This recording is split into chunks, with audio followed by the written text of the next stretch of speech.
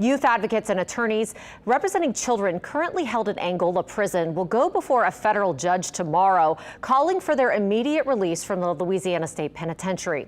They say the juvenile offenders are being subjected to excessive heat and deprived of services. Jefferson Parish Councilman Dino Bonanno says he doesn't want those youth back at the Bridge City Center for Youth. Eleanor Tabone has that story. Late last year, juvenile offenders from the Bridge City Center for Youth were transferred to a building on the grounds of the Louisiana State Penitentiary. Youth advocates say temperatures inside those kids' cells are hitting 133 degrees. It's not humane. Tuesday, a multi-day hearing will kick off with advocates and attorneys calling for a federal judge to take emergency action to order the state to remove the children from Angola. Back in July, ACLU filed an emergency motion alleging exposure to extreme heat.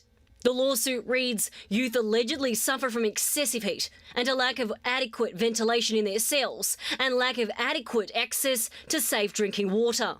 We've heard that these kids are not able to come out their cells for over an allotted amount of time, and so these kids are really suffering inside. Antonio Travis, with families and friends of Louisiana's incarcerated children, says kids should have never been sent to Angola in the first place. These young people deserve to get the treatment and care that OJJ is supposed to provide. The Louisiana Office of Juvenile Justice said, on the contrary, the kids in Angola do have AC.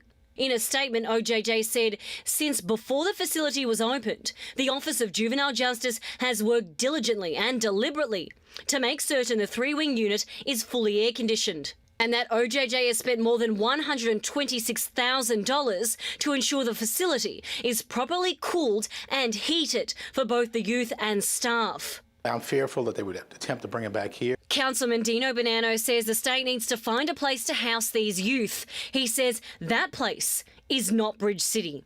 I don't care if you're 15 or 50. If you've been shown to have a violent behavior and a violent nature, you need to be in prison until such time as you prove you've been rehabilitated. He says he wasn't aware of the allegations of extreme heat inside the prison.